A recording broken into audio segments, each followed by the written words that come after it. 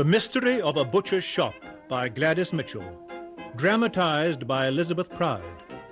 With Mary Wimbush as Mrs Lestrange Bradley, Richard Pearce as Aubrey Harringay, and Christopher Scoular as James Redsey.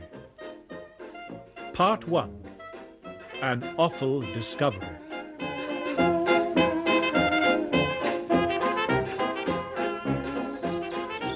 I say! Well played, that girl. That's 2 games all. Shall we have a decider? There's time before tea. If you like. I say, Aubrey, who's that man going up to the front door? The Reverend Bird? No idea.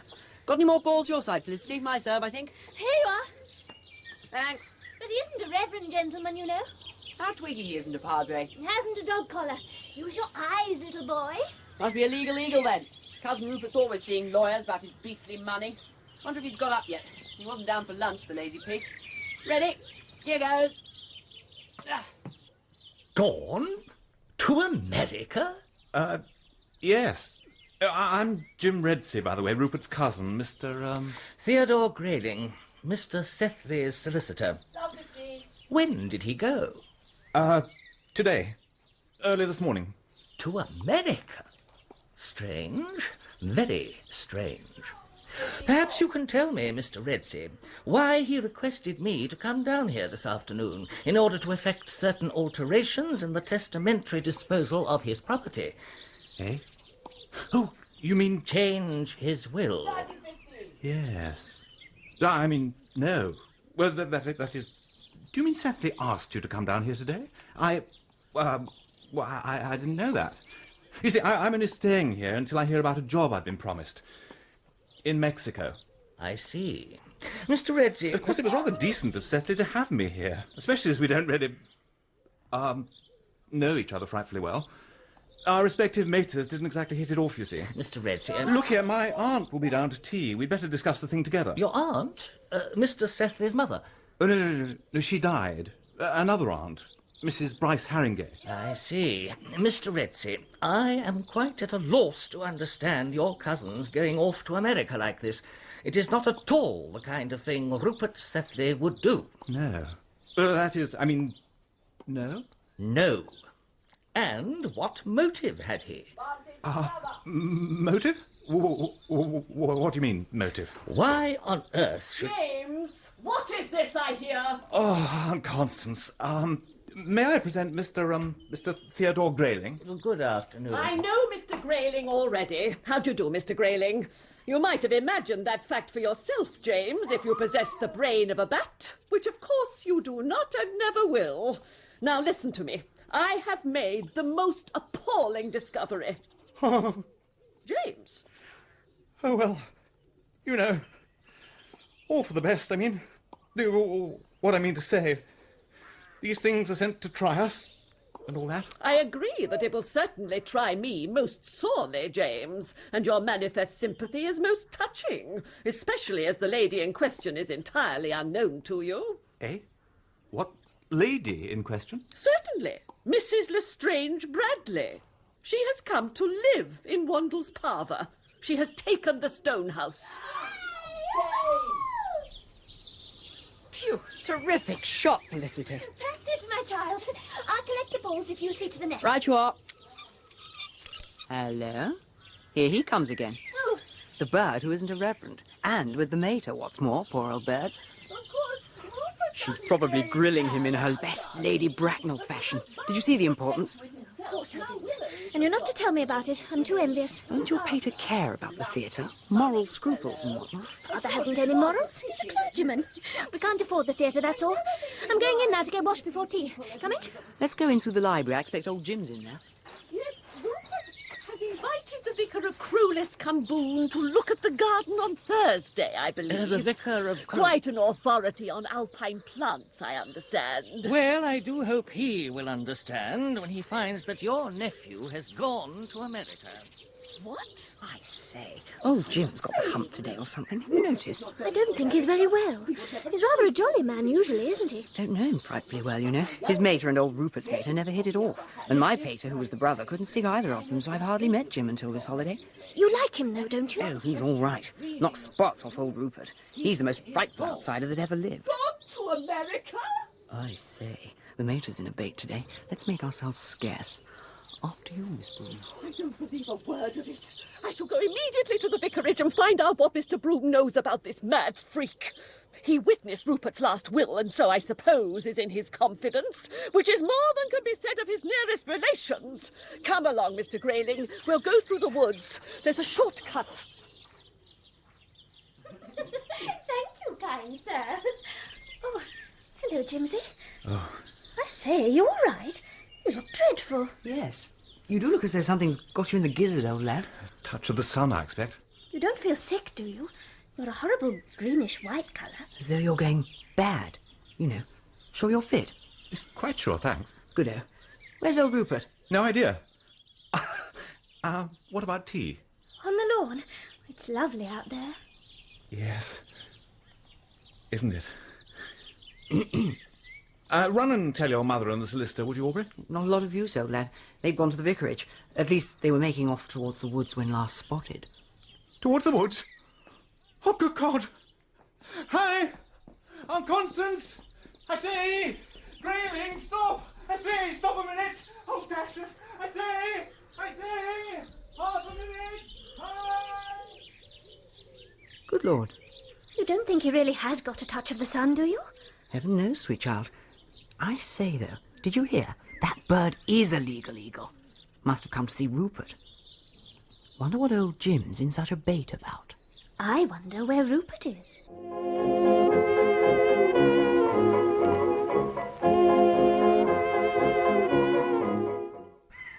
Stop! Hi! I say, where are you? Oh, stop a minute! I say! Aunt Constance! Oh, there you are. Phew. Really, James? You are a most offensive-looking object, most. You are perspiring, boy. Sorry. Yes, I know. It's beastly hot weather. Damn well out of training. Been running, you know. Came to tell you it's tea time. No. Hate you to miss your tea. Cold tea, you see, such beastly stuff. No? Yes? You are puerile, James. Mr. Grayling and I are going to the vicarage to discover the truth about Rupert. Truth about Rupert? You don't know what you're talking about. The vicar doesn't know the truth about Rupert. James, pray control yourself. Yes. Control. And tea. It's ready. I must say, a cup of tea would be very welcome. Oh, but the vicar will be out after tea. He is never at the vicarage after 5 o'clock on Mondays. Then I fear we should scarcely catch him, as the time is now. Oh. Come, Mrs. Harringay. You'll feel much better after a cup of tea. Oh, very well. Phew. That was a near thing.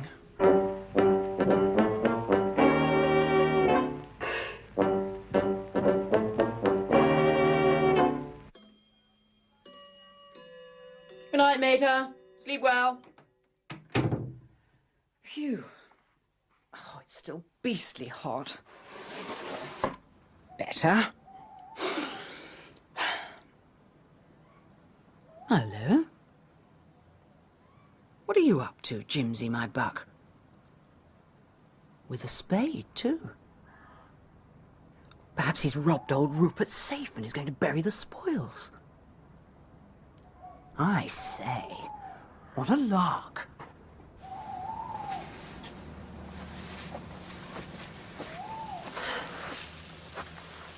Elementary, Watson, you goop.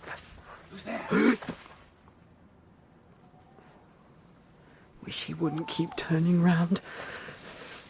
Jolly confusing, this wood at night. Doggo!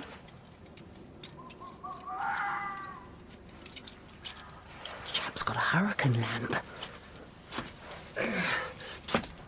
Yes, I was right. He's starting to dig. Beastly place he's picked, too. That's the Druid stone altar behind him. And these pines all round. Really spooky. Great jumping cats. He's trying to get through to Australia. Must be 3 feet down at least. Difficult to see how long from here. 6 feet? Could almost be a grave. Now what's he doing? Chap must be off his chump. Walked off and left the spade. I wonder what I'd better do. Anyway, I'll pinch the spade before he can do any damage with it. Oh, quick, before he comes back. Where the devil? Phew, that was close. What's he looking for? He's coming straight over here. I better skedaddle. Hey, you! Stop! Come here! I've got you! Oh, dash it! Come back, you! I say!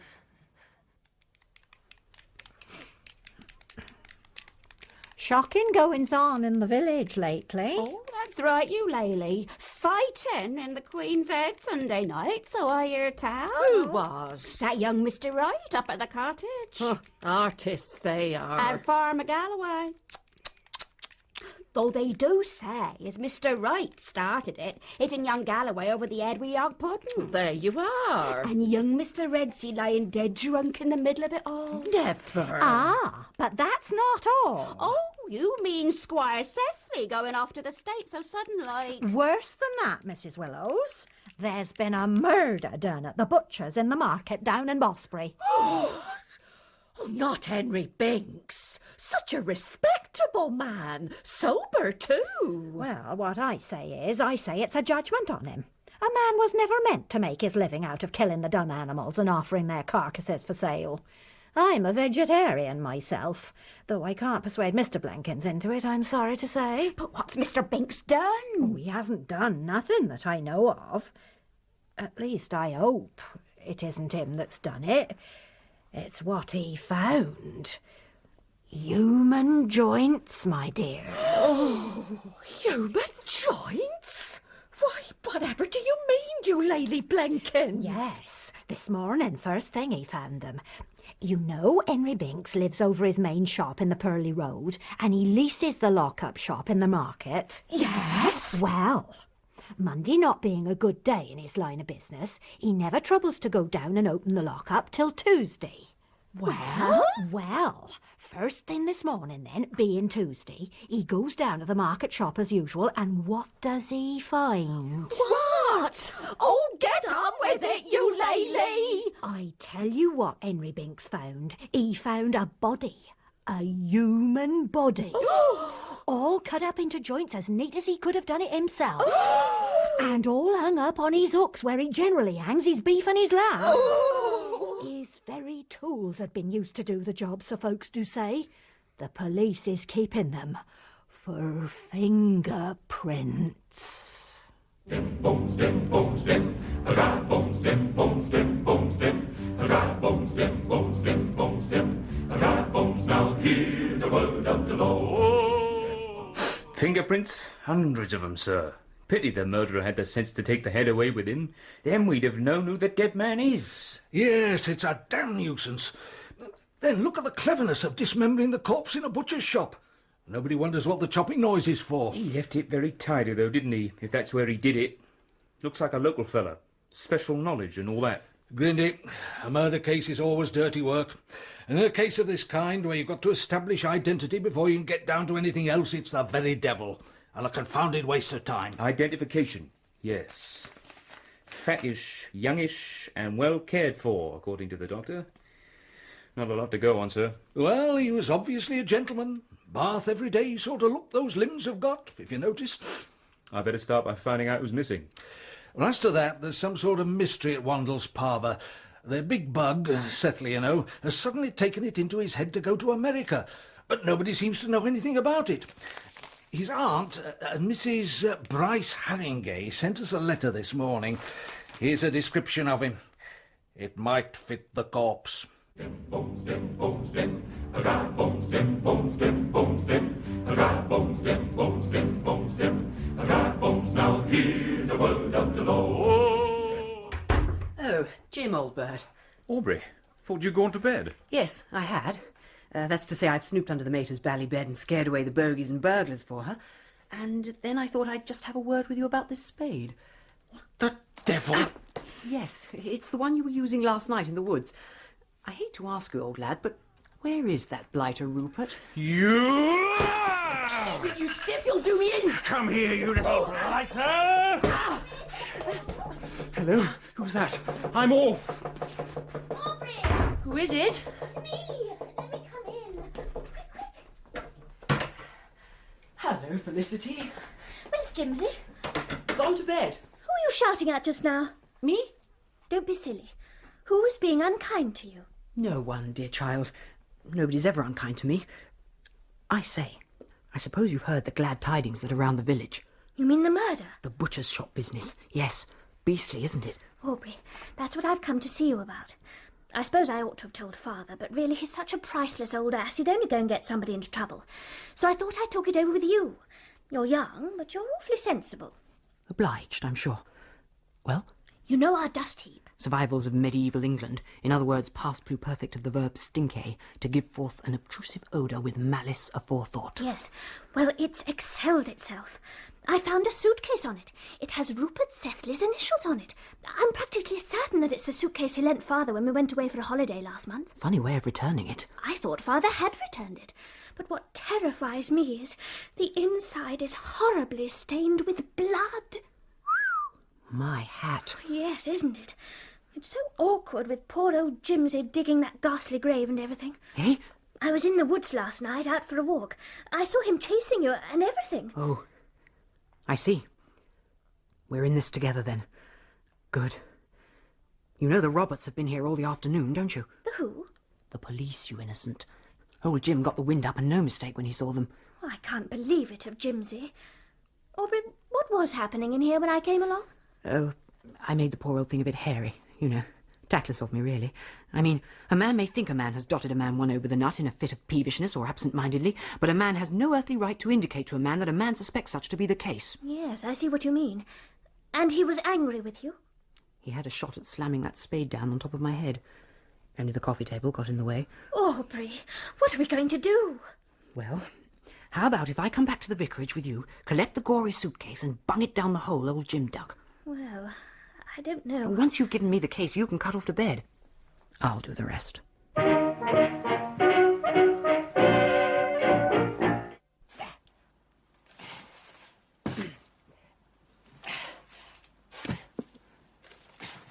Hang on, though. What if the Roberts come nosing round? Better not let them find the suitcase. Perhaps I could put something else there instead. I know. Just the very thing.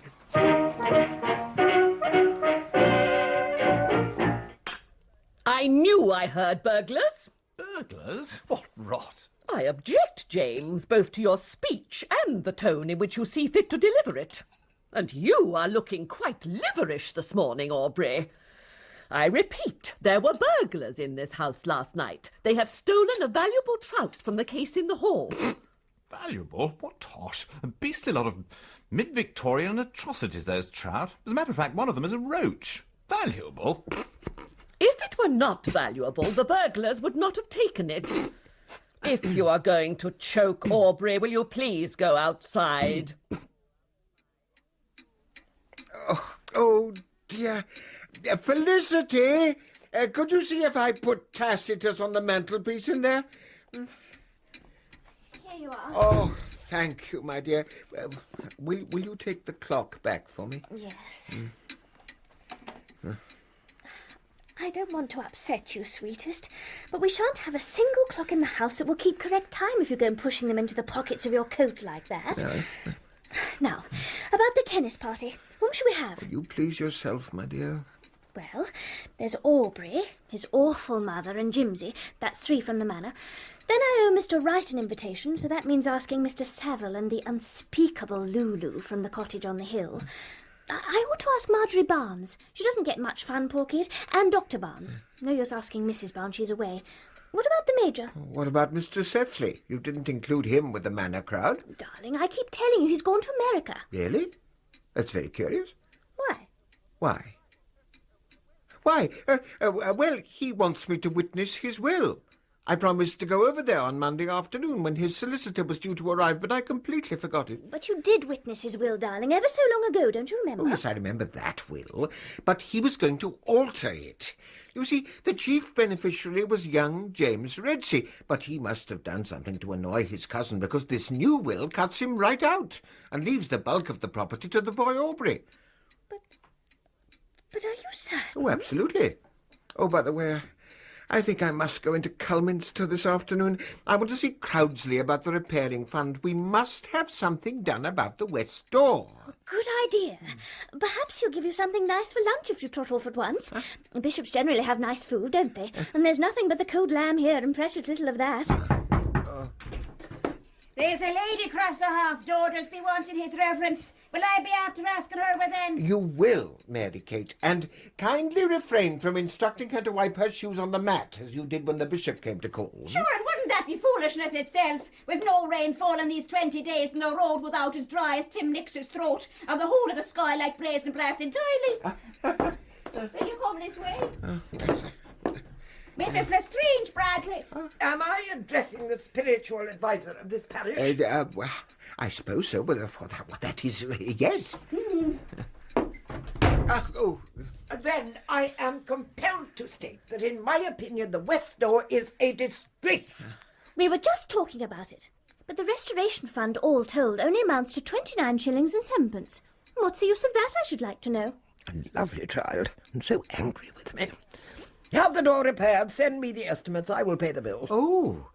Oh, but I'm going to see the bishop about it this very afternoon. I mean, it's tremendously kind of you.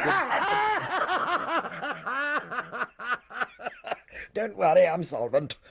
As for going to see Reginald Crowdsley, you might as well save your time, young man. Look here, suppose I give you a cheque for the Restoration Fund, and then you can muddle along in your own way with it. I suppose he is a muddler, child. He looks like one. A palpable hit, Mrs. Bradley. Oh, by the way, why don't you come to our tennis party tomorrow afternoon? Then that will make the number of people you wanted, Felicity, dear. Yes, it will. We'd be delighted, Mrs. Bradley. So would I.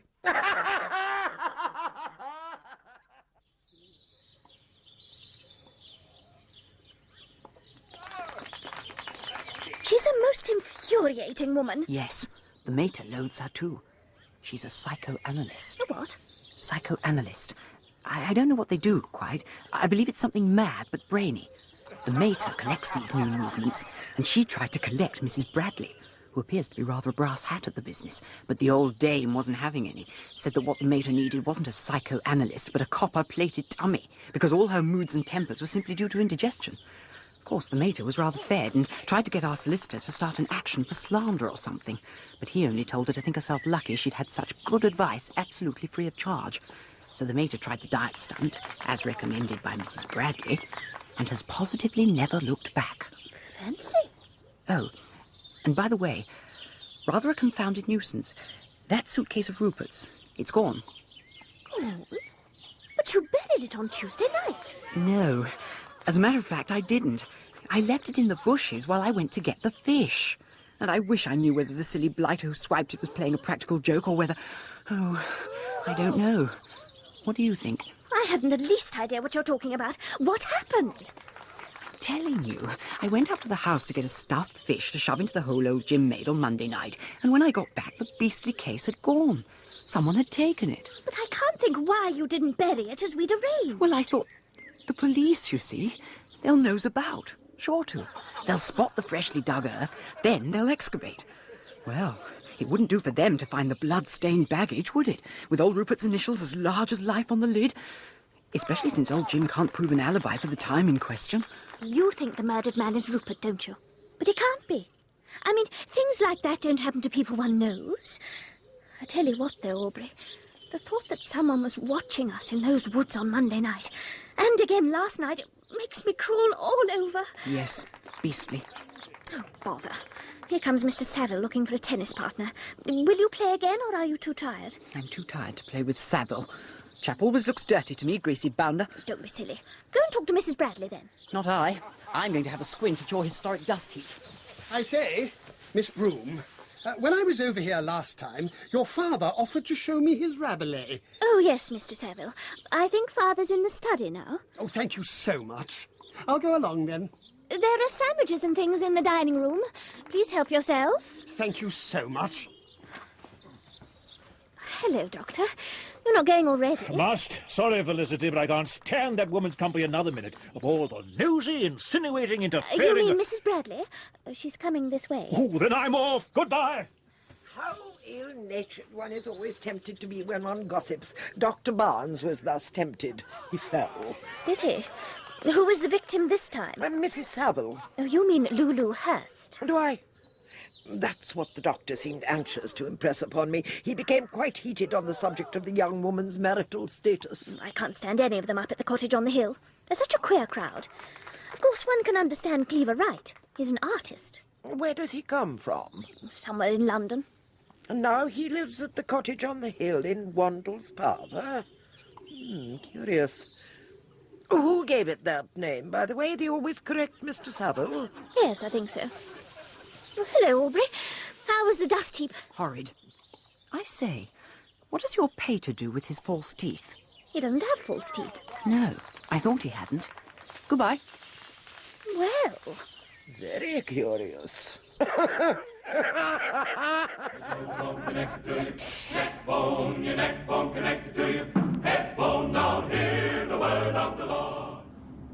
Dear me, Constance, you do seem to be having difficulties in Wandles Parva. Difficulties? My dear Reginald, we have had the police, we have endured the press, the house has been ransacked, and it is all James's fault. Oh, come now. That is why I wish to talk to you, both as bishop and as my brother-in-law. Well, it's a fine day for a drive. I shall bathe when we get to Ram's Cove. Reginald. Oh, very well, Constance.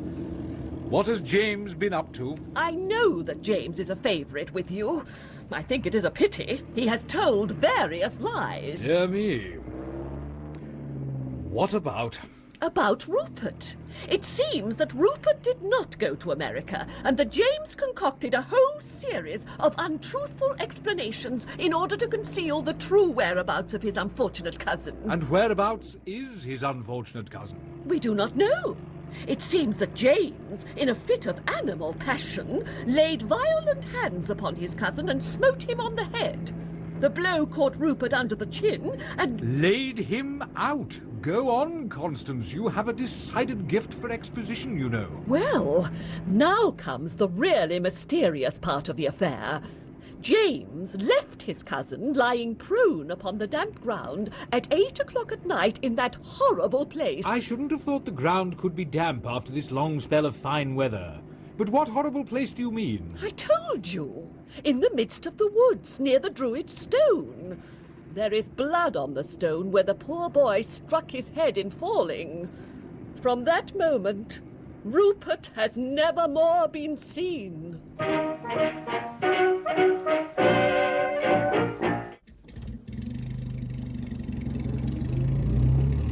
Ah, most enjoyable.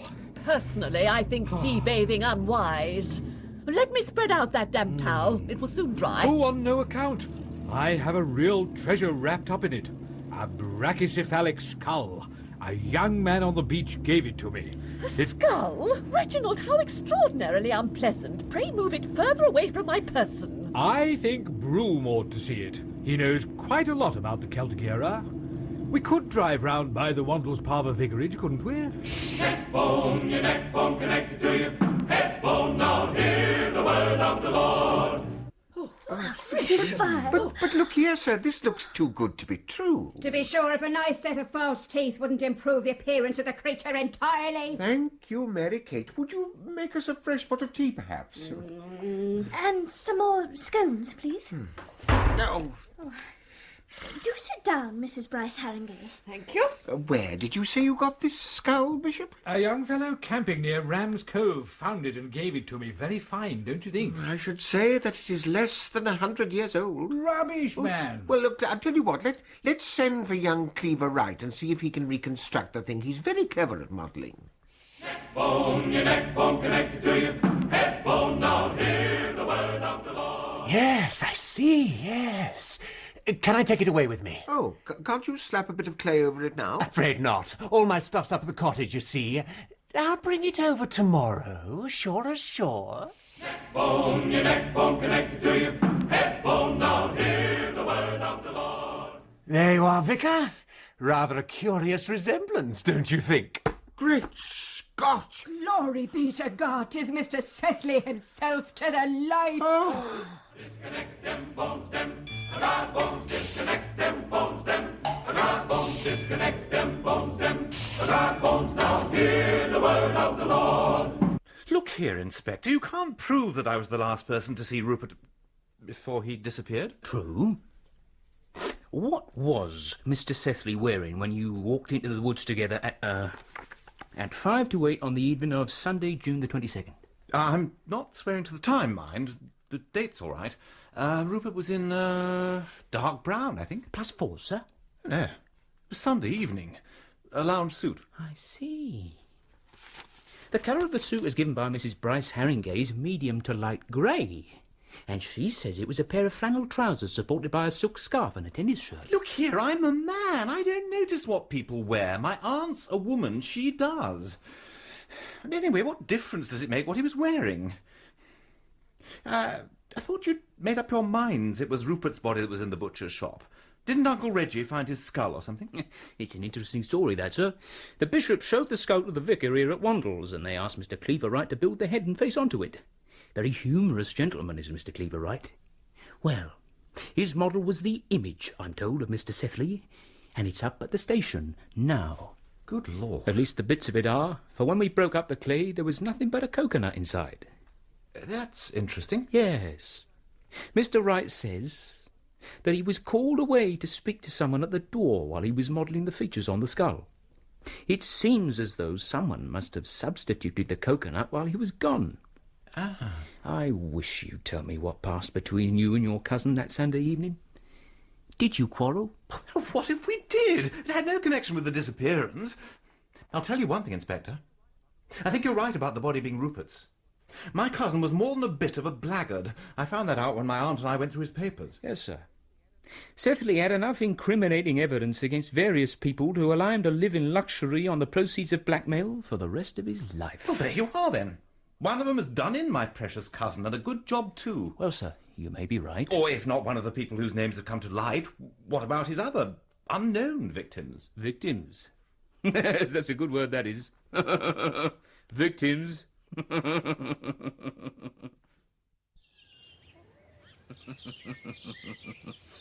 Inspector Grindy! Oh, what a fortuitous meeting. I inquired at the police station and they said you were here. But I had hoped not to encounter Mrs. Bryce Harringay.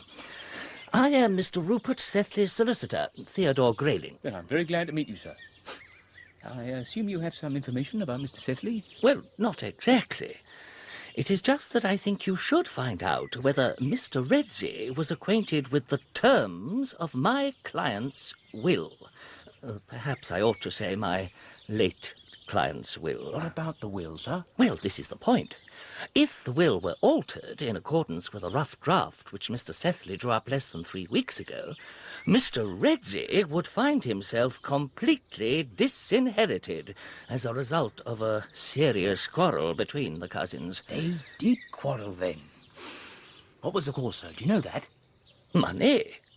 Mr. Redsey had asked for a loan to enable him to buy a share in a Mexican ranch. And Sethleigh refused? In the roundest terms. Rather a pity, I think, as he could so easily have afforded the money. Redsey was angry, of course. Very angry. There were several acrimonious arguments. And so Mr. Sethleigh decided to alter his will? That's it, Inspector. I came down on Monday last and interviewed Mr. Redsey, as my client was not there. A curious feature of the afternoon was Redsey's determination that Mrs. Bryce Harringay and I should on no account approach the vicarage by way of the Manor Woods. He went through the most extraordinary manoeuvres to prevent it. The Manor Woods, eh? Thanks for the tip, sir. A pleasure. Well, I might as well return to town. You are the person I came to see, and... Mr. Grayling! Oh, Mr. goodbye, Grayling! Inspector. Mr. Grayling! Oh, most unfortunate. He was trying to catch a train, I believe. Now that you're here, madam, there is just one thing.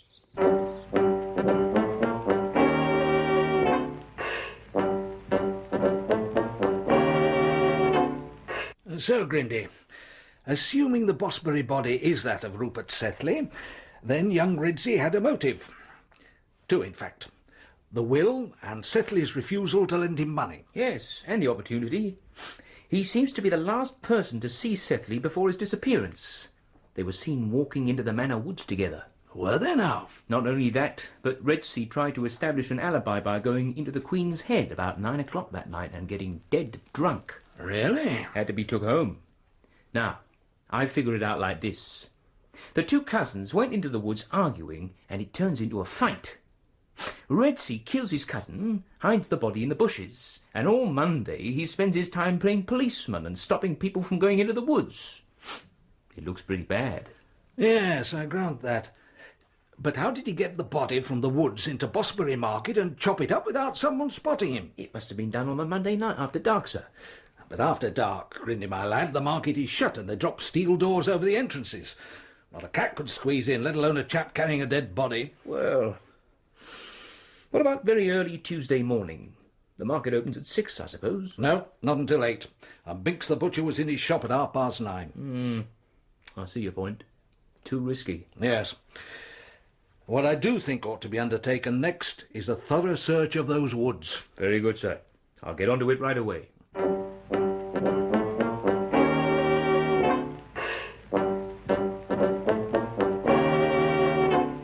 Young man! Oh, hello, Mrs. Bradley. Tell me why you are not playing golf today. All the cheery souls here have indicated pretty clearly that they prefer my room to my company. I believe there are rumours current that I murdered my cousin Sethleigh a short time ago. And did you? Well, at one time I thought I had, but I'm glad to say that I was wrong. This sounds remarkably interesting. May I hear more? Well, I've made up my mind to spill the yarn to the inspector, so... So I have come just in time for the dress rehearsal. Yes.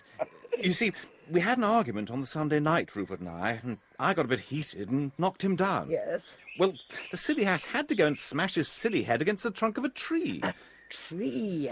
Aha. Yes. Well, of course, I thought I'd killed him. I didn't know what to do, so I lugged him into the middle of a hazel copse and pelted along to the Queen's Head and got beastly tight. Indeed. Two chaps had to cart me home, and my aunt locked me in for the night. So the next night, I went to bury Rupert's body in the middle of the woods, but he wasn't there. So I know I didn't kill him. See what I mean? Well, no time like the present. Hello? Is that Felicity Broome at the gate? I say. You'll let me give you both a lift back to Wandles, won't you? We'd be delighted. I am very fond of Felicity. She's a dear girl. Yes, isn't she? Come on, then. And I'll go and talk to Grindy this afternoon.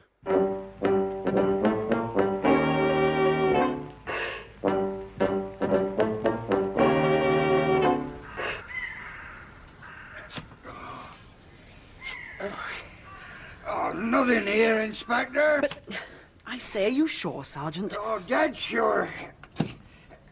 Half a minute. She's struck on something. It's a suitcase, sir. It can't be. Let's have it up, Walls. Right, yeah, sir.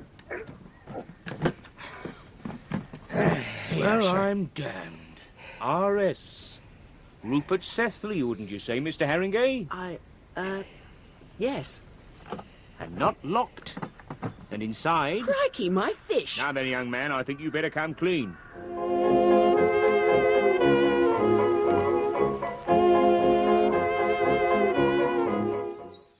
I don't see that the police will have any other choice but to arrest Mr. Redsey, unless some fresh evidence turns up.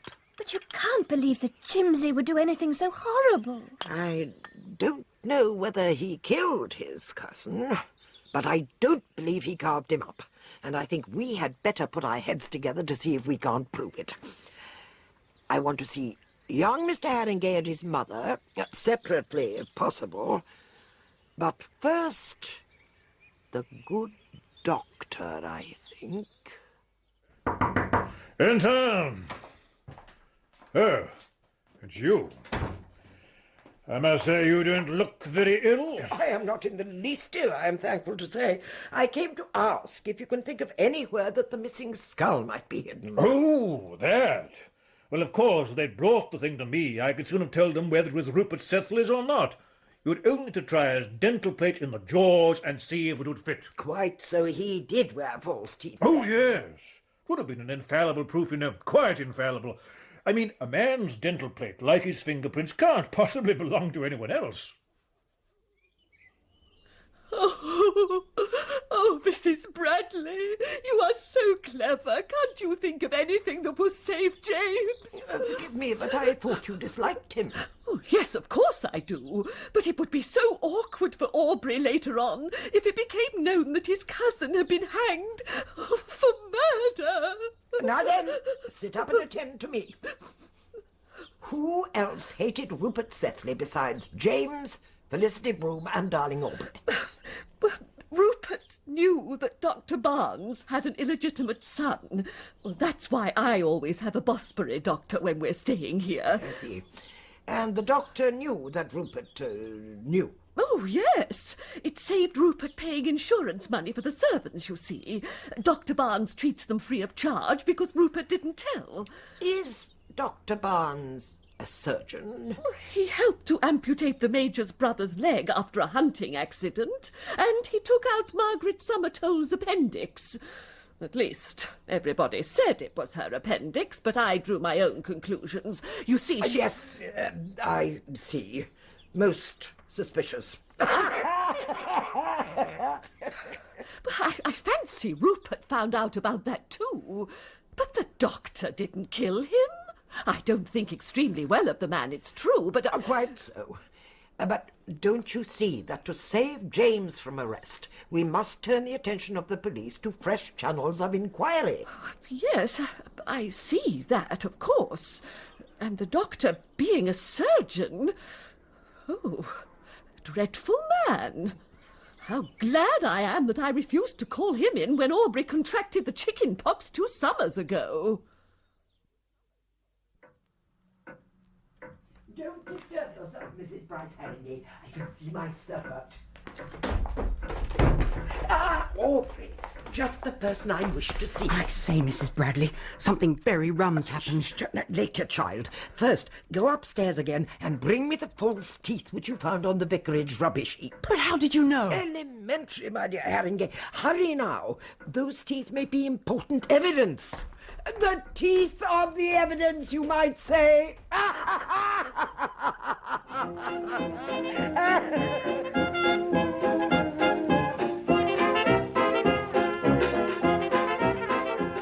That was part 1 of The Mystery of a Butcher's Shop, dramatised by Elizabeth Proud.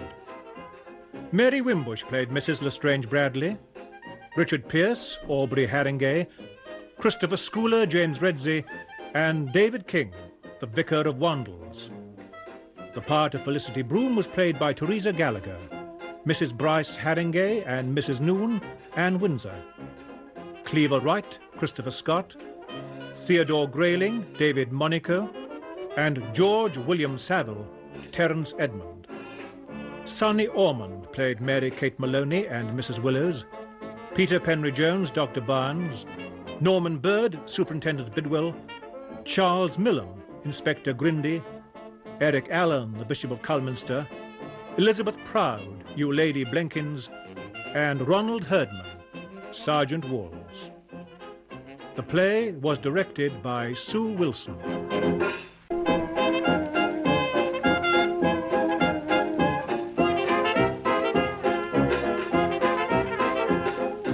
The Mystery of a Butcher's Shop by Gladys Mitchell, dramatised by Elizabeth Proud, with Mary Wimbush as Mrs Lestrange Bradley, Richard Pearce as Aubrey Harringay, and Christopher Scoular as James Redsey. Rupert Sethleigh has disappeared, and a body has been found, jointed and hung, in the butcher's shop. Aubrey Harringay is enjoying his amateur sleuthing, and under the watchful eye of Beatrice Lestrange Bradley, the search for the missing skull continues. The Mystery of a Butcher's Shop, Part 2, The Bones of the Matter.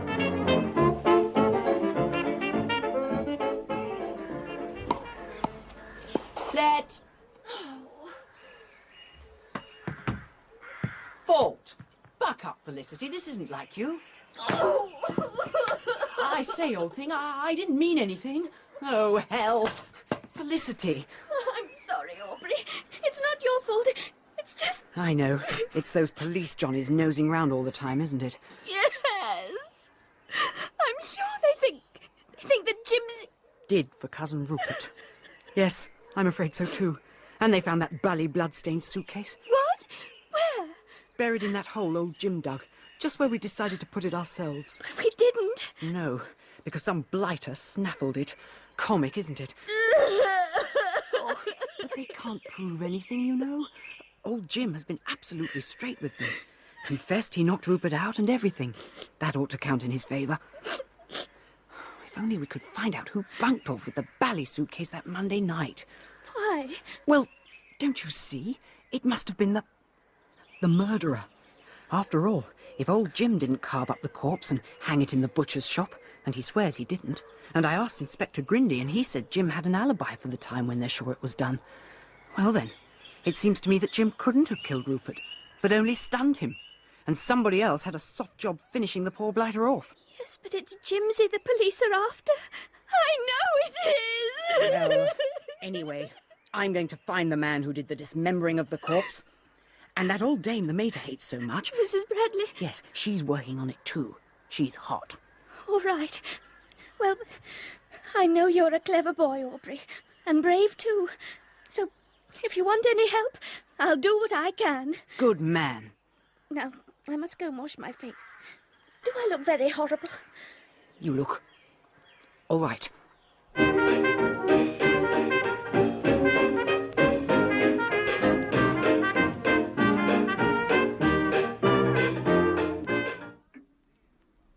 Ah, there you are, Felicity. Have you ever been to the Manor Woods by night to meet a man?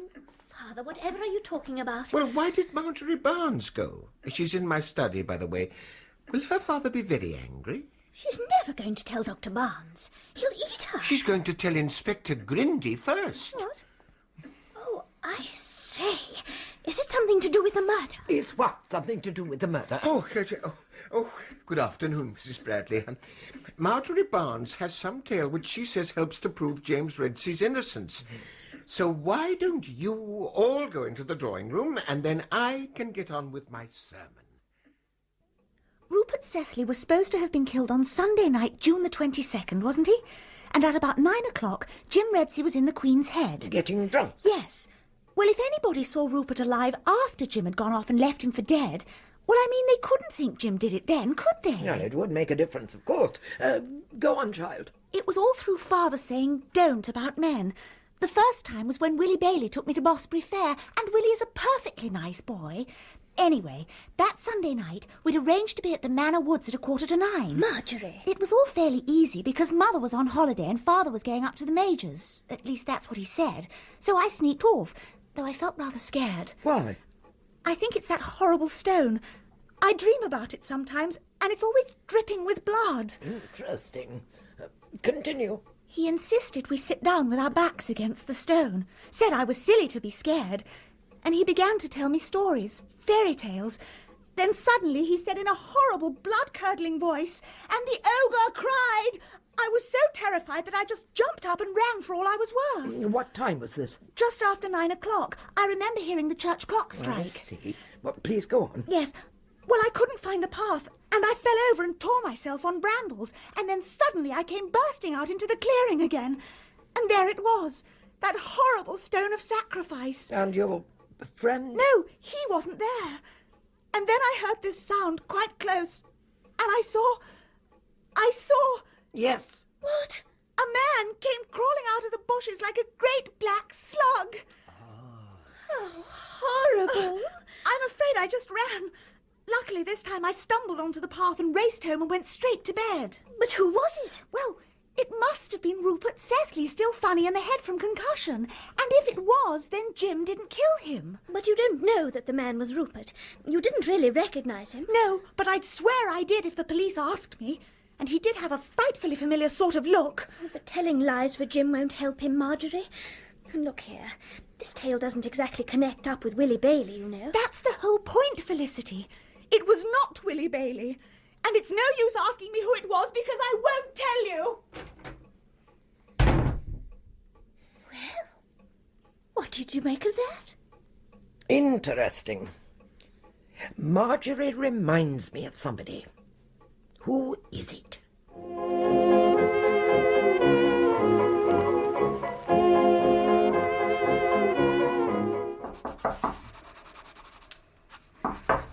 Yes, who is it?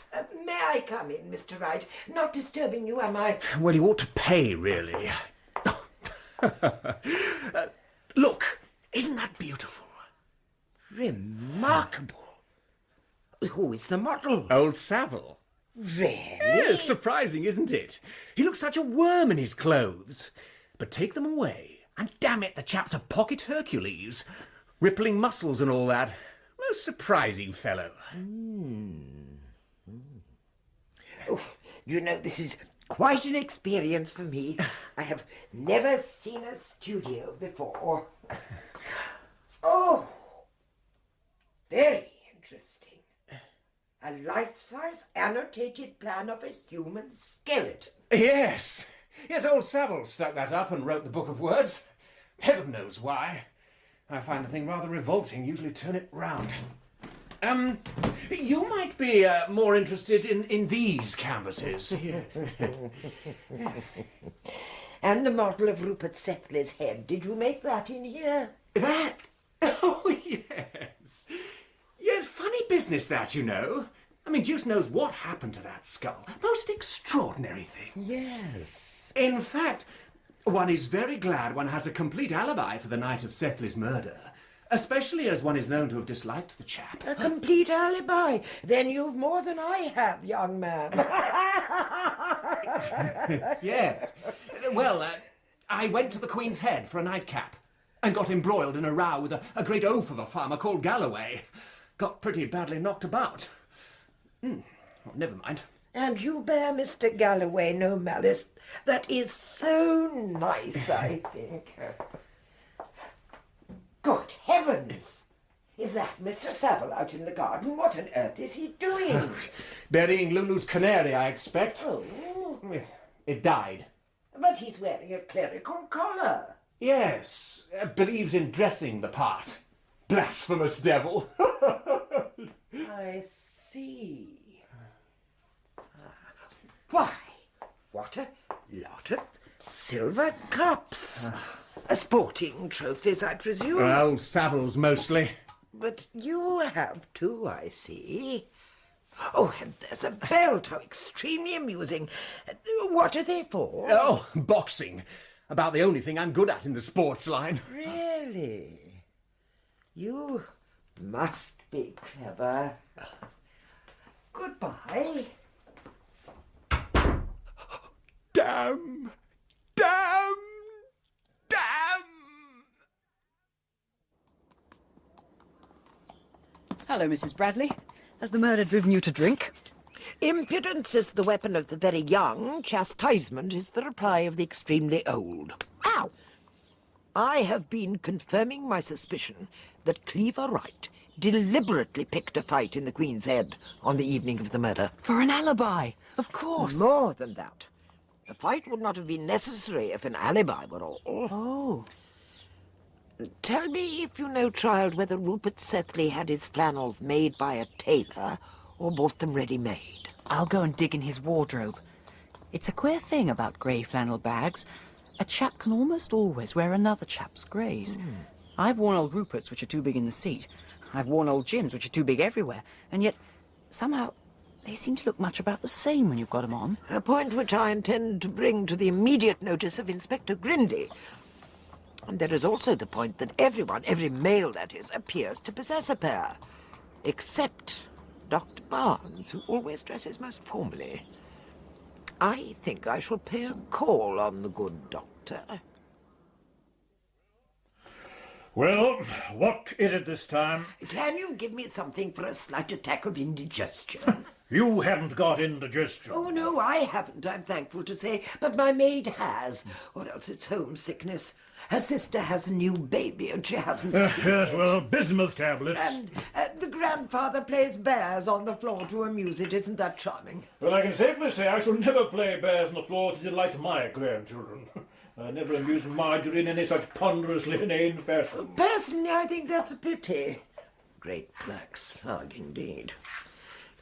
By the way, Doctor, do you possess a pair of grey flannel trousers? My dear madam, we have to maintain the dignity of the profession. I assume that means no. Here's your bismuth. What a strange thing consanguinity is, isn't it? Consanguinity, madam? Never thought about it. Of whom are you thinking in particular?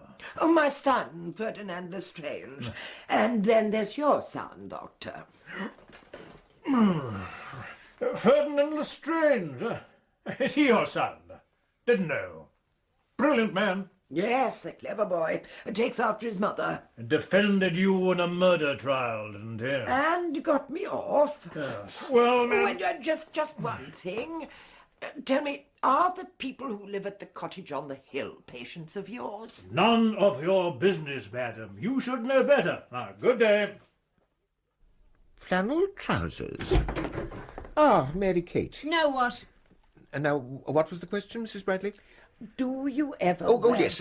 Do I ever wear grey flannel trousers? Am I to be wearing myself to the bone, trying to get the stains out of 'em where you went shopping for the meat and drip the blood all down yourself? Blood? Out of the best English beef. I remember now. And when was this? Well, really, I can't... Mary Kate? Well, indeed, I'm not sure. Was it the night you came home to us all sopping wet and nearly drowned through walking into the river near Colminster Bridge? What? No, that was the same Sunday night as that murder, so I won't forget that day in a hurry. I should think not. Well, I want those trousers. Oh, fetch them, would you, Mary Kate? Did you really walk into the Cullen that evening? I'm afraid so. Mr. Broome, what are you going to do when Felicity marries? Oh, but Felicity's only a child. She won't marry for years. She is nearly 21 and she's in love with James Redsey. Well, really, Well, here is the garment itself. Oh, in a sad state it's in entirely. Dear me, yes. There seems rather a lot of blood for a pound or so of topside of beef, doesn't there? Yes. And I fancy these stains are not the mark of the beast. They appear to be more like the brand of Cain. What's more, I rather fancy that these trousers once belonged to Rupert Sethleigh. And as I propose to hand them over to the inspector, you had better try to remember a little more about them. Oh, sure. Now I want a word with Felicity about the laundry. Laundry? Well, we send things down to the cottage hill, to the unspeakable Lulu. Lulu Hurst, otherwise Mrs. Saville. Well. Yes. She used to work in a laundry before she became an artist's model. Good. And now I want to know more about this suitcase. Oh dear. Well, Father borrowed it from Mr. Sethleigh for our holiday in May, but I was under the impression that he had returned it. What gave you that impression? Well, when we came back, Father put it on the landing, because seeing it would remind him to return it. Now, he didn't unpack until I reminded him that his collars and things must be washed. By Lulu Saville, nay Hurst. Yes.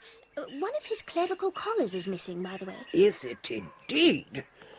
I want to ask my friend Mary Kate something. Mary Kate! And what will you be after this time, ma'am? I want a piece of string and a large sheet of brown paper. In this house? Sure, St. Michael and all his angels couldn't be finding string and brown paper hereabouts without they be bringing it with them. Oh, I see. So you just pushed the laundry into the suitcase and sent it up to Mrs. Lulu. And when would that have been? The Thursday, ma'am. The Thursday before the murder, God save us all. Forward, children. Straight to the stone of sacrifice. Aubrey first, Mr. Redsey next. I will come last. Ah, the Druid's stone. Oh, yes, it reeks of evil. Now, Mr. Redsey, take Aubrey over to the spot where you knocked your cousin down. Right you are. Here. Well, lie down, boy. Like this? No, get your head round to the left a bit more. Stick. That's right. Thank you. And now, haul him into the bushes. Ow! Oh, by the arms, was it?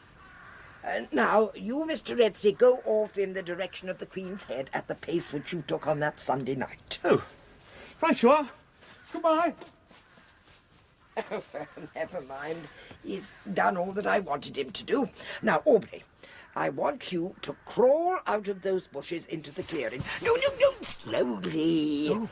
You're not feeling very well after you struck your head against a tree. Oh, that's right.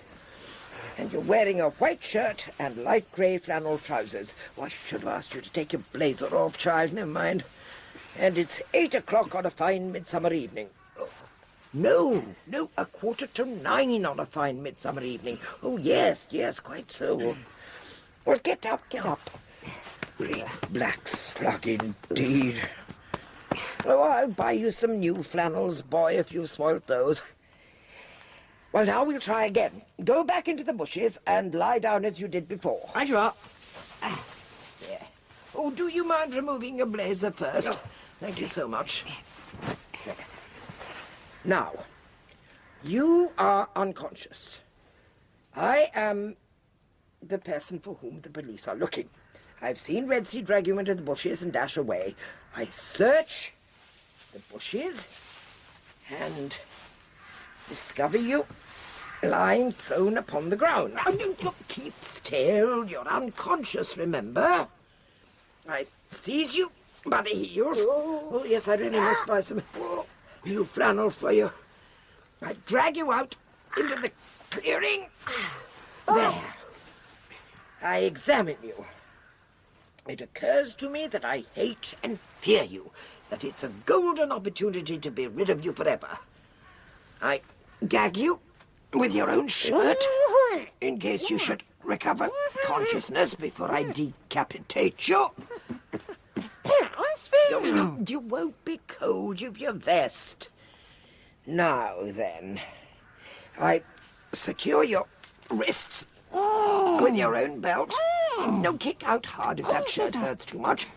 Then I put my foot against the soles of your shoes, seize your bound wrists and jerk you into a sitting position. Then I slip your bound wrist over my head and straighten myself. Oh, heavens, what a length you are, child. And I carry you over to the stone of sacrifice, and I lay you out on top of it. Then I hack off your head. No, not really. Cheer up. Some blood runs down the stone. Yes, some staining, but not enough. Oh, poor boy, you are rather uncomfortable. There, let him get me. There. I say, you are hefty. Are you willing to conclude the little drama? You bet. Oh, good. Well, I wonder what to do next. Suddenly, I hear voices. A man and a girl are approaching. Marjorie. I lay the body on the ground. Here, I think, but the exact spot isn't important. I pick up the gag, that is the shirt, and take the head away with me. Oh, I also take away the belt. Old Rupert generally wore a silk scarf on grey bags. Oh, indeed. It's easier to tie him up, then. Did he buy his flannels ready-made? No, had them tailored. Oh, thank you. That simplifies matters. Look out! Oh, heavens! What was that? Was it? Good Lord. Oh, my arrow almost killed you. My dear Mrs. Bradley, I scarcely dare hope that you'll accept my apologies.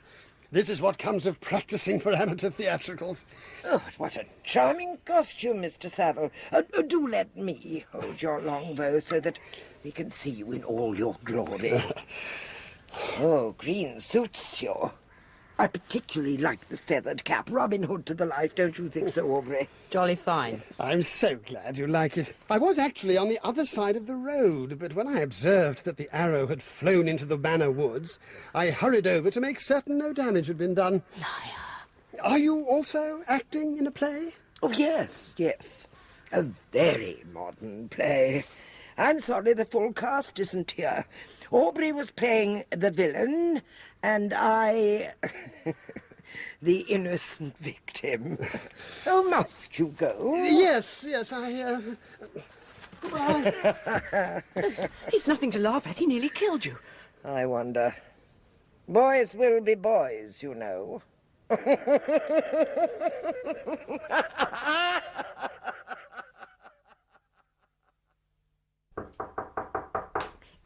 you want George or Cleaver, they're out. I called on behalf of the Church Restoration Fund. Miss Hurst? Yes. Oh, that. Yes, it wants doing up bad, don't it? I give up going because of the draft. Mind you, I only went to hear Cleaver sing. Oh, Mr. Wright is a churchgoer. Oh, yes, he goes regular. Lovely voice. And you, I understand, obliged by doing the vicarage laundry. Oh, that. Miss Broome says that you lost one of her father's collars about a month ago. I never. That pop-eyed swine I goes with done it. Snatches the iron and starts dabbing it on stuff. Spoilt the collar, so I had to chuck it away.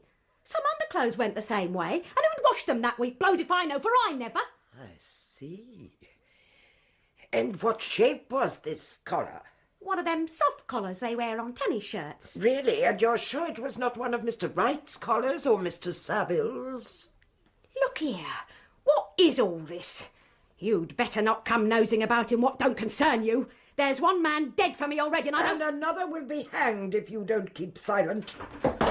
So, I've caught you out at last, you dirty little slut! Oh, it's you, Mrs. Bradley. I thought...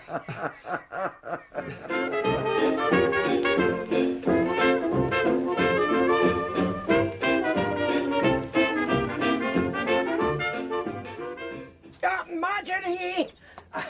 Marjorie, I want a plain answer to a plain question. The man who met you in the Manor Woods that night was Cleaver Wright, wasn't it? I promised I wouldn't tell. You haven't told, I have guessed. You see, he walked round the stone after you ran away and saw the dead body of Rupert Sethleigh. But how could Cleaver have seen Rupert Sethleigh's dead body? Because I saw him alive. I told you. He came crawling out of the bushes like a great black slug. So you said before.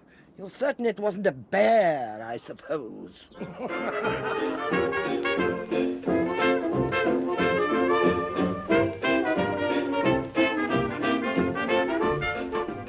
Well, Mrs. Bradley, you've won the first round. The teeth are certainly Mr. Sethleigh's. Now what?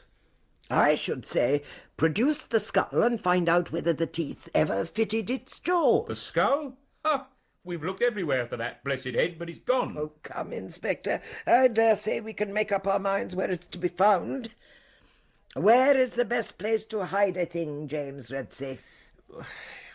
Where it has been looked for already. Try the old butcher's shop again. Clever boy.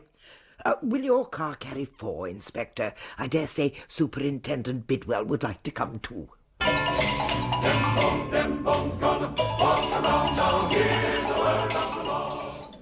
Now then, where do butchers throw all the odd bits and bones? In the drawer under the chopping block. Here we... Oh. By Jove!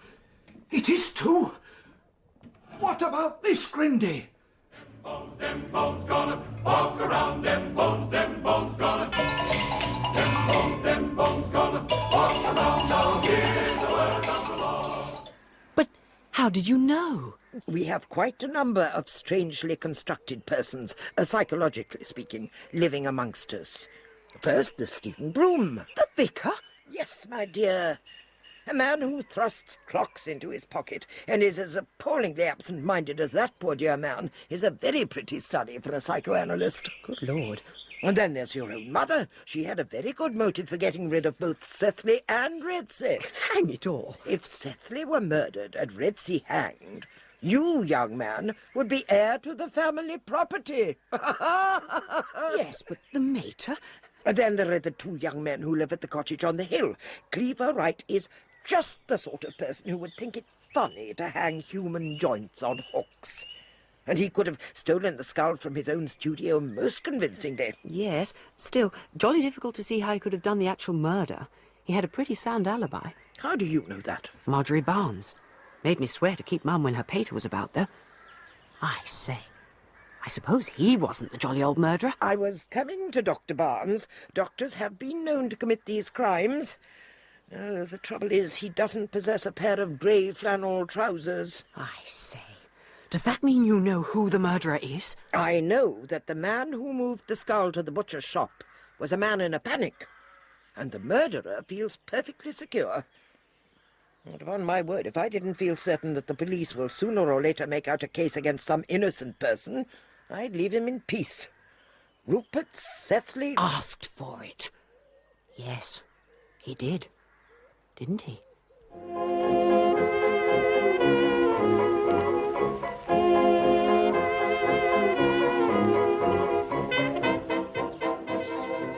Wonder someone doesn't confess to the murder and have done with it. Oh, I don't know why one should confess. Oh, yes, just a little milk, thank you. Well, I wonder they don't pay more attention to Mr. Saville. He has no alibi, has he? No, child.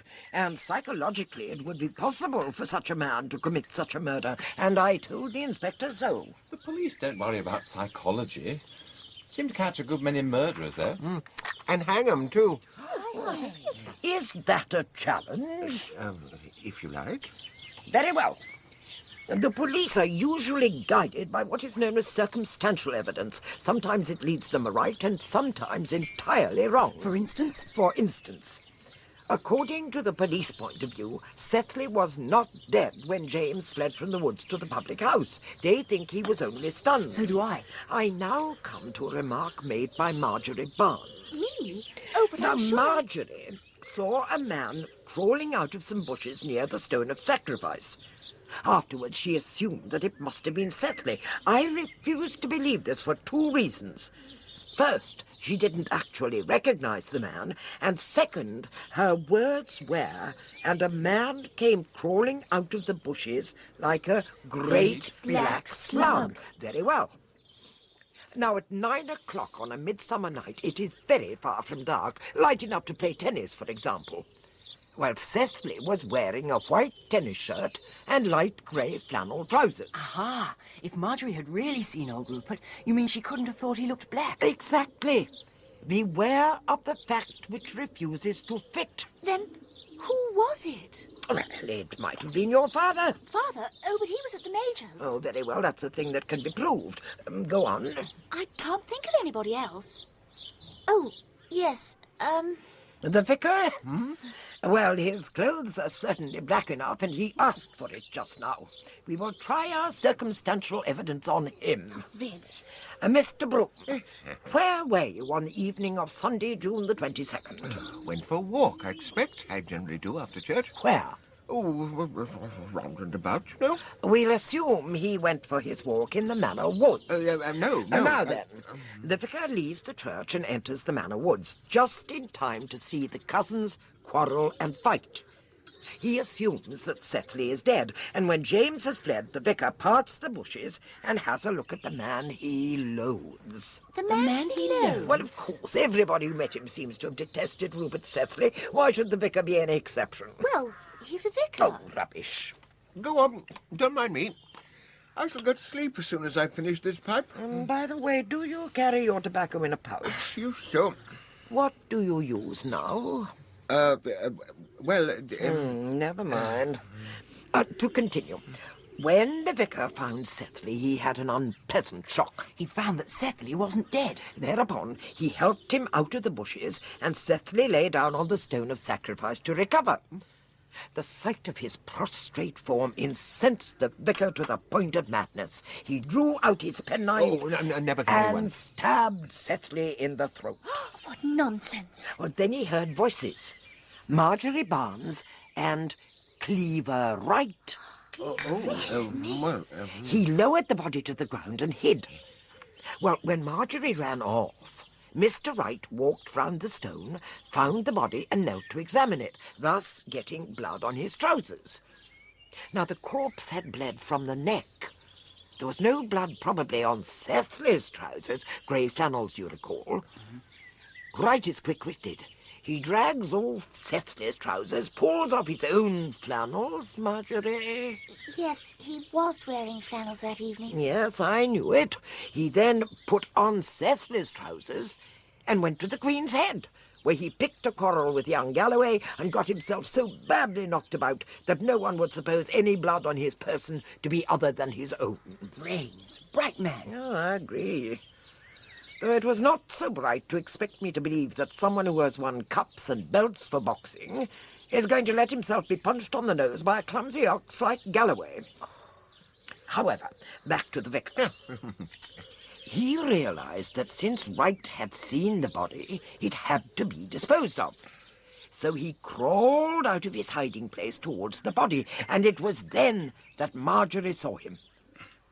When she had gone, he lifted the body, he's a very strong man, remember, and carried him into his own garden. How dare you say such a thing? You will remember that I am reconstructing on circumstantial and not upon psychological evidence. He laid the body down in the empty pigsty and then realised that there was a quantity of blood on his own clothes. So he sallied forth again and deliberately walked into the River Cullen, dropped the incriminating knife, dropped the dead man's clothes, which he weighted with stones. A handful of flints placed in the middle of the shirt, the collar and tie thrown on top, the shirt gathered up like a bag and tied round with string. And then he returned to Wandles Parva and informed his daughter and Mary Kate that he had absent-mindedly walked into the river. They prepared a hot bath for him and believed implicitly the tale he told them. Oh, dear child, would you rather I stopped? Oh, good gracious, no. I know it's only a joke. It just sounds rather horrid to me. Oh, well, of course it does. I won't go on. Oh, but I want to hear the rest. Oh, you better go away, Felicity, and don't spoil other people's pleasure. I'm glad you're enjoying yourself. Go on, Mrs. Bradley. Corpse in pigsty, vicar in bath, Rupert missing. What next? Next is where the rest of the circumstantial evidence comes in. What? The butcher's shop business? Simple. You see, the butcher's assistant belongs to the Vicar's Boys' Club, which is held in Bosbury on Mondays.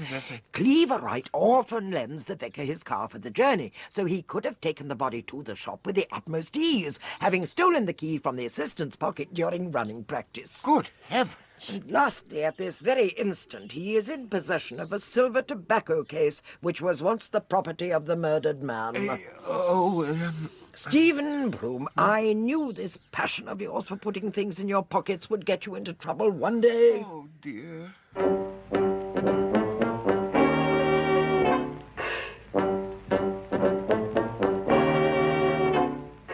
The trouble is, Grindy, Redsey is the chap with a really strong motive. What about the doctor, eh? And Mrs Bryce Harringay, eh? And Saville. That wife of his, Lulu Hurst, as good as told Mrs Bradley that Sethleigh was her lover. There's one man dead for me already, she said. What was that about the doctor? Blackmail. Oh, that illegitimate son business. What of it? Well, a doctor, you know. Got to be pretty careful. Was it ever proved, though? Cleaver Wright.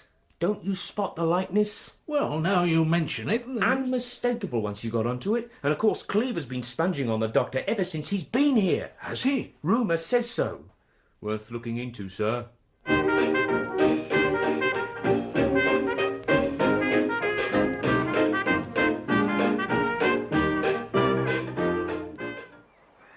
Then there's the question of Saville, a very vexed question. But he hadn't any reason for hating old Rupert. Hadn't he? Ask Lulu Hurst. Jealousy, my child. Oh? Oh, I see. Yes. And Saville is neat and tidy to a fault. It was a very tidy person who left the butcher's shop in such good order. And he has a curious kink in his mentality. Have you observed it, child? I've observed he's a greasy swine. I discovered him once interring a small dead bird, and he was wearing a clergyman's collar. Ritual, you see. Surely you noticed the Robin Hood suit when he nearly shot me in the Manor Woods. Yes, but he said he was rehearsing for a play. Oh, rehearsing my foot. He was dressed for the part he was playing in his imagination, and that's why I think he must be the butcher. You see, to him a dead body would signify meat. Meat is cut into joints. Very well. He cuts it into joints. But that's a bit of a skilled job, you know. Oh, undoubtedly. But Saville had a chart in his studio. It depicts a human body with the skeleton marked in black and fainter lines showing the shape of the flesh on the bones. Oh, fascinating. And then there's the stone, the centre of weird and wonderful legends. It may even once have been a sacrificial altar, as its name suggests. And I wonder whether the urge to offer a human sacrifice upon it would not be motive enough for a mind like that of Saville. Then he could have been the chap who snaffled the suitcase when I'd gone up to the house. Undoubtedly. But I say, wouldn't all this about Saville apply pretty equally to Cleaver, Wright? Well, Wright is certainly shielding somebody, but I rather fancy he's shielding somebody who is not the murderer. You know, I feel an awful muddle about all this. Do you know who the murderer is? I'm not quite prepared to answer that question, but... Oh, I wish I knew whether Saville meant to shoot that arrow at me. Well, if not, why did he... Oh, glory be to God, Mrs. Bradley, ma'am. Do you be running over to the vicarage with all your legs this day? Sure, and this poor Mr. Saville does be hanging by his braces from the woodshed door entirely. Well, I'm glad it's entirely. I'm bored to death by limbs and joints. What's come over him that he should do a silly thing like that? Well, Mr. Redsey, we've made our arrest. Saville, I suppose. You've dragged him out of hospital into the lockup. Well, sir, no. Mr. Saville is recovering in the cottage hospital, under observation, of course. No, as a matter of fact, after I'd heard that comic fairy tale Mrs. Bradley was handing out to you all in her garden, I got quite one or two new ideas. But how the deuce did you hear her ideas? I was behind that clump of laurels at Mrs. Bradley's invitation, and I certainly got a knockout over that silver tobacco case. But it seems as though the vicar must have, acquired it? Yes, and a long time before the murder. Yes, but... Anyway, Cleaver Wright broke down and confessed he'd seen a headless corpse. Then we had a look at the trousers, which he'd been wearing on and off ever since the murder. They were Sethleigh's, tailor's mark on them and everything. Well, the suitcase affair was a bit tricky. I'm not sure I've got it right now, but it seems as though Mary Kate sent some laundry in it to the cottage on the hill, and the murderer pinched it from there and used it to transport the dismembered body to the butcher's shop. Oh, and he destroyed the rest of Sethleigh's clothes by scorching them with Mrs. Lulu's iron. Had ample opportunity because he was very sweet on the lady and used to visit her as often as he could. Wonderful how many patients a country practitioner can acquire, was your word, sir, I think? Country practitioner? Dr. Barnes, sir. He's the chap we've arrested. If you take Mrs. Bradley's fairy story and say doctor, where she said vicar, you'll be about right, I reckon. Particularly the slug business. How much? The man who came crawling out of the bushes like a great black slug. That was Dr. Barnes. Yes, of course it was. What can you expect of a man who has never played bears with his children? Never what? Look here, Mrs. Bradley. I'm damned if I can make this business out. Now, we all knew that you were joking about the vicar, but really, to push the murder onto Dr. Barnes seems almost as bad. Oh, it's ridiculous, James. The doctor is not a tidy man. Is it tidy to have illegitimate children all over the place? Is it tidy to have affairs with the Lulu Hursts of this world? No. And the motive, Inspector. The poor man had no motive. Everybody knew his secret. Wasn't a secret at all. No, the man who cut up that body is tidy. He's a maniac for tidiness. Well, the doctor's a fool, but he's not a madman. Set him free. Well, I'm damned. Madman? But who can it be? The person who puts on a clerical collar when he's going to inter a little dead bird, who assumes a suit of Lincoln green when he's practising archery. Ah, telephone call for you, Inspector. Ah, thank you. Mrs. Bradley, I was going to ask you something about that arrow, you know. Oh, so you were, child. What about it? Well, why did Saville tell a lie about where he was standing when he shot it? Did he tell a lie? Of course. Said he was in the woods on the other side of the road. Couldn't have been. The arrow was less than 6 feet from the ground and travelling in a straight line. Hadn't been fired from more than 20 yards off, I should say. By heavens, Holmes, this is wonderful. Inspector, will anything short of a miracle convince you that the doctor is innocent and that Saville dismembered the body of Rupert Sethleigh? Saville? But that's just it, Mrs. Bradley. He's done it on us. What happened? Saville escaped from his bed in the cottage hospital and jumped from a top-floor window. Not dead? As a doornail. Mucking up my case like that. Anyway, I'd better be getting along to the hospital, if you'll excuse me. I'll see you out, Inspector. I say, Mrs. Bradley, why was Dr. Barnes in the woods that night, anyway? Meeting Lulu Hurst, child. Oh, I see. So he has an alibi? Of a sort. Certainly for the butcher shop business. Savile, of course, was looking for Lulu when he came across Sethleigh in the woods. Aubrey, what will Mr. Redsey do now that he's cleared of suspicion? Stay here, I should think. The house goes to him, you know, and there's Felicity to be considered. What, you mean he'll marry her? Be practically a breach of promise if he doesn't, considering how the poor kid howled when she thought he might be arrested. You are indelicate, child. And what does she want for a wedding present? No idea. But you could find out. Yes, I suppose so. Now, you mean? Why not? Besides, I want a word with Mr. Redsey on his own. Oh. I'll toddle over to the vicarage, then. Well, that's that, I suppose. Is it? Well, the police will conclude that Savile did the murder, won't they? Now the poor blighter's dead. I hope so, sincerely. For your sake. What do you mean? That although Savile planned the murder, he never committed it. A fact which, out of aunt-like affection for yourself, I have endeavoured to relegate to the background. I've not actually told a lie about it, but still, there it is. Savile cut up the body. Yes, he stole the murdered man's clothes, yes. But he decapitated a dead man. Look here! Are you calling me a murderer? You'd better not. Do not threaten me, James. Threats are so wearing to the threatener. Think of Felicity Broome and conserve your energies. But what are you going to do? Nothing. If I'd been going to give you away, I should have done it long ago. However, that punch of yours which knocked Sethleigh down most certainly caused his death. I've never had the least doubt of that. Still, morally, of course, Savile was guilty. And he very nearly succeeded in killing me.